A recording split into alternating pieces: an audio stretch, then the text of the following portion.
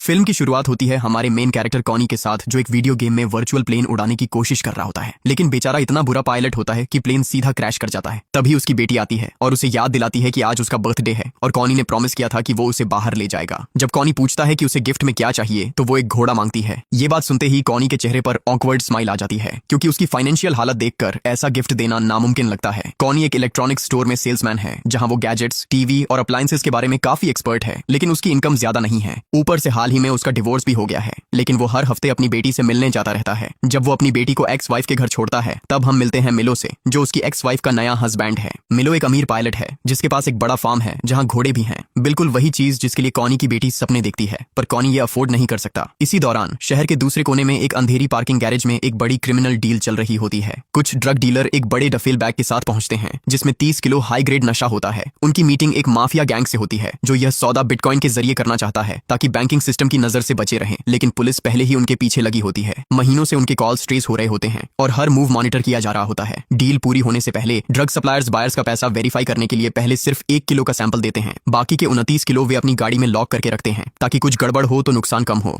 जब police units operation execute करने निकलती हैं तो क्रिमिनल्स को कुछ गलत एहसास हो जाता है। ड्रग सप्लायर्स तुरंत अपनी गाड़ी की तरफ दौड़ते हैं 29 किलो वापस सिक्योर करने के लिए, लेकिन उससे पहले ही अंधेरे से एक अनजान शख्स सामने आता है। वह सीधे ड्राइवर के पास जाता है, एकदम शांत और सटीक तरीके से गोली चलाता है और ड्राइवर वहीं मर जाता है। अगले ही पल पूरे गैरेज में अफरा तफरी मच जाती है। इस हंगामे के बीच वही राजदार शूटर वह बैग उठाता है जिसमें 29 किलो नशा होता है और अपनी कार में रख देता है। उसी वक्त पार्किंग गैरेज में एक आम आदमी भी मौजूद होता है। वह पूरी गोलीबारी और चोरी अपनी आंखों से देखता है। पैनिक के बावजूद वह अपना फोन निकालता है और वीडियो रिकॉर्ड करना शुरू कर देता है। शूटर, जो पहले से ही हाइपर अलर्ट और पैरानॉइड होता है, तुरंत नोटिस कर लेता है कि कोई उसका वीडियो बना रहा है। एक सेकंड में उसे समझ आ जाता है कि अगर यह फुटेज लीक हो गई तो उसका पूरा ऑपरेशन बर्बाद हो जाएगा। वह तुरंत अपनी डायरेक्शन बदलता है और विटनेस के पीछे दौड़ पड़ता है। अब फिल्म का मेन कॉन्फ्लिक्ट शुरू हो चुका है। सीन कट होता है इलेक्ट्रॉनिक्स स्टोर पर, जहां कॉनी अपने कस्टमर को गैजेट्स के बारे में समझा रहा होता है। Technical specifications, audio output, refresh rate, सब कुछ इतनी कॉमनली एक्सप्लेन करता है कि कस्टमर्स जेन्युइनली इंप्रेस्ड होते हैं। स्टोर बंद होने के थोड़ी देर पहले एक डायना नाम की कस्टमर आती है। उसे हेडफोन चाहिए होते हैं। कॉनी उसे एक बेहतर मॉडल सजेस्ट करता है,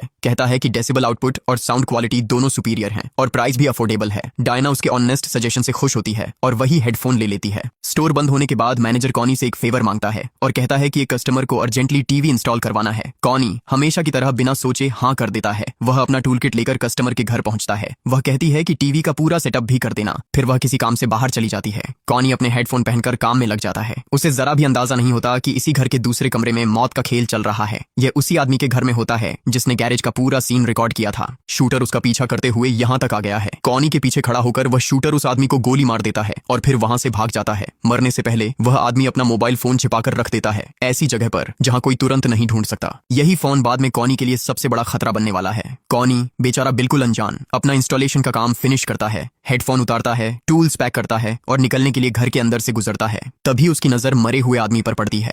कॉनी एक पल के लिए फ्रीज हो जाता है। उसे समझ नहीं आता कि क्या करे, कॉल करे, भागे या बस खड़ा रहे। इसी बीच सिसिलिया वापस घर आ जाती है। वह अंदर आती है और अपने हस्बैंड को मरा हुआ देखती है, जबकि कॉनी उसके पास खड़ा होता है। कुछ मिनट में पुलिस आ जाती है और कॉनी को अरेस्ट कर लेती है। कॉनी बार बार समझाता है कि वह बस टीवी इंस्टॉल करने आया था, लेकिन वह पुलिस का प्राइम सस्पिशन बन जाता है। घर में फोर्स एंट्री का कोई साइन नहीं होता और उस वक्त घर में और कोई था भी नहीं। पुलिस बिना ज्यादा सोचे समझे उसे कस्टडी में ले लेती है। कोर्ट उसके लिए एक पब्लिक डिफेंडर अपॉइंट करता है जो क्लियरली काम के बोझ से परेशान और कॉनी की कहानी पर शक में है। हर प्रूफ कॉनी के खिलाफ जाता है। क्रिमिनल रिकॉर्ड जीरो होने के बावजूद उसे ट्रायल का इंतजार करने के लिए जेल भेज दिया जाता है। उसकी जिंदगी एक पल में पूरी तरह तबाह हो जाती है। कॉनी एक शरीफा आदमी होता है और जेल के झील माहौल में उससे सरवाइव करना बहुत मुश्किल होता है। कॉनी को लॉन्ड्री की ड्यूटी मिलती है। वहीं उसकी मुलाकात 2 और कैदियों, नरेंद्र और मूसा, से होती है। दोनों जेल से भागने की एक योजना बना रहे होते हैं। उनका प्लान था वॉशिंग मशीनों के पीछे बने एक टनल के जरिए भागना और किसी पायलट की मदद से देश छोड़ देना। कॉनी चुपकर उनकी बातें ध्यान से सुनता है। धीरे धीरे उसे प्लान की सारी डिटेल्स, जैसे कौन कब निकलेगा, टनल कहां तक जाता है और फ्लाइट का शेड्यूल क्या है, सब पता चल जाता है।